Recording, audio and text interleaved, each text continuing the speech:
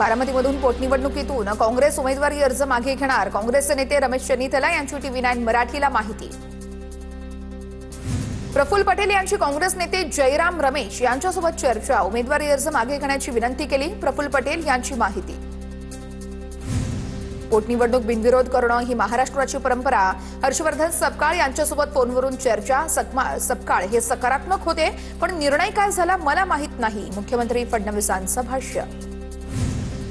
हर्षवर्धन सपकाळ यांचा आकाश मोरे यांच्यासोबत व्हिडिओ कॉलद्वारे संवाद, निवडणुकीतून माघार घ्या अशी सपकाळ यांनी सूचना दिल्याची माहिती आहे। तर आता मोरे काय करतायत ते पाहणं अतिशय महत्त्वाचं। काय निर्णय घ्यायचा अशी सपकाळ यांनी मोरेंना विचारणा केली। पक्षाची जी भूमिका असेल ती मला मान्य असेल असं आकाश मोरे यांनी यावेळेस म्हटलेलं आहे। हर्षवर्धन सपकाळ यांची थोड्याच वेळात पत्रकार परिषद असेल। काँग्रेस उमेदवार आकाश मोरे उमेदवारी अर्ज मागे घेणार, या संदर्भात सपकाळ काय बोलतात याकडे सर्वांचं लक्ष।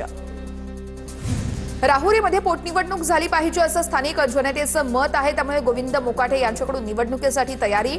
मवियातील नेत्यांसोबत चर्चा करून मोकाटेंची उमेदवारी जाहीर, प्रदेशाध्यक्ष शशिकांत शिंदे यांची माहिती।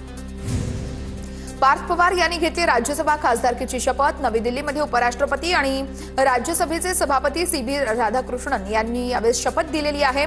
शपथविधीला उपमुख्यमंत्री सुनेत्रा पवार, प्रफुल्ल पटेल, सुनील तटकरे यांचीही उपस्थिती। पार्थ पवार यांना त्यांच्या वक्तव्याचा कधीतरी पश्चाताप होईल। पार्थ पवार यांच्या वक्तव्यावरून सपकाळांचा पलटवार, तर वैचारिक भूमिका घेऊन आमची लढण्याची तयारी झाली आहे, सपकाळ यांचा भाजपला इशारा।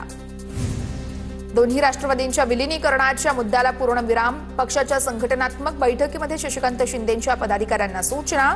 पवारांच्या राष्ट्रवादीची 3 दिवसांपासून मुंबईमध्ये संघटनात्मक बैठक।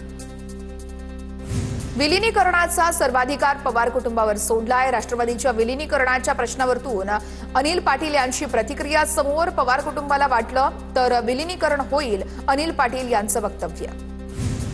निवडणुका संपल्या, आता पक्षवाढीवर भर द्या, उपमुख्यमंत्री एकनाथ शिंदे यांचे राज्यातील शिवसेनेच्या संपर्क प्रमुखांना निर्देश, तर मतदार याद्यांचे बारकाईने पुनरावलोकन करण्याच्याही सूचना।